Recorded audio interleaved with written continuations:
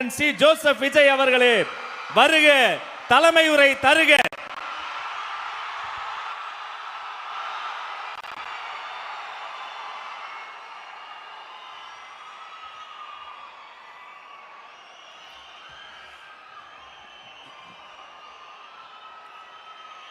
என் நெஞ்சில் குடியிருக்கும்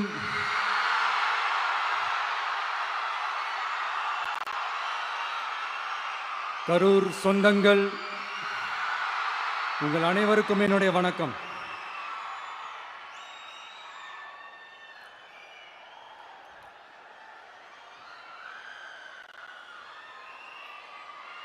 ஒரு மனுஷன் லைஃப்ல எவ்வளோ பெரிய ஒரு உயரத்துக்கு போனாலும் மனசளவில் சில வலிகள், காயங்கள் அதை மறக்க முடியாது இல்லையா? எல்லார் லைஃப்லையும் அப்படி தான், நமக்கும் அப்படி தான். நிறையா வலிகள், காயங்கள் எல்லாத்தையும் தாண்டி தான் வந்திருக்கிறோம். ஆனால் எல்லாத்தையும் விட ரொம்ப ஜாஸ்தியான அந்த வலியும் அந்த காயமும் எனக்கு அந்த கரூர் சம்பவம் தான்.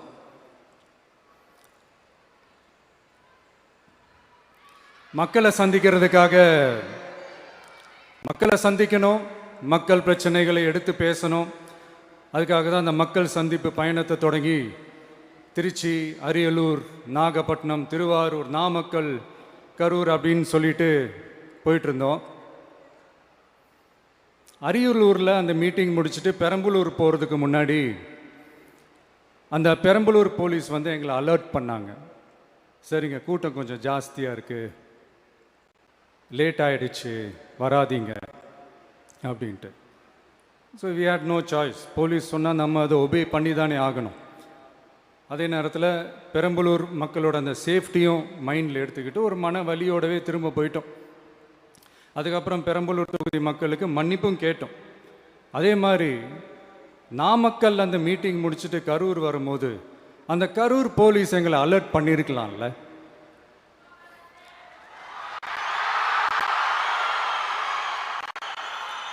இல்லை சார், இங்கே எதிர்பார்த்ததை விட கொஞ்சம் கூட்டம் அதிகமாக இருக்குது, கண்ட்ரோல் பண்ண முடியல, வராதிங்க.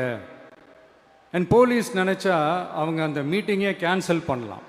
ஏதோ தப்பாக இருக்குது, ஏதோ தப்பாக தோணுது அப்படின்னு நினச்சிட்டாலே they have all the rights to cancel the meeting. எங்ககிட்ட கேட்கணும்லாம் ஒன்றும் அவசியமே கிடையாது. ஆனால் அதையெல்லாம் எதுவுமே செய்யாமல் அந்த ஹைவேல இருந்த அந்த ஸ்பாட்டுக்கு போலீஸே எங்களை உள்ளே கூட்டிகிட்டு வந்து விட்டு அந்த நாடகம்லாம் இருக்கு பாருங்க.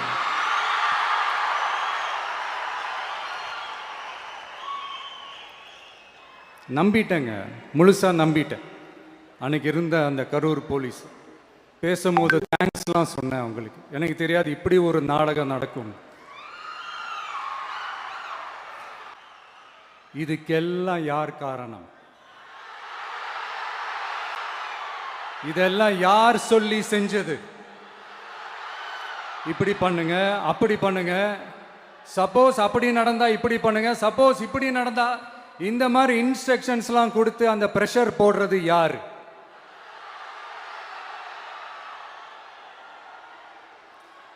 அந்த சம்பவத்தில் நம்ம யாரெல்லாம் இழந்திருக்கோம் தெரியுமா?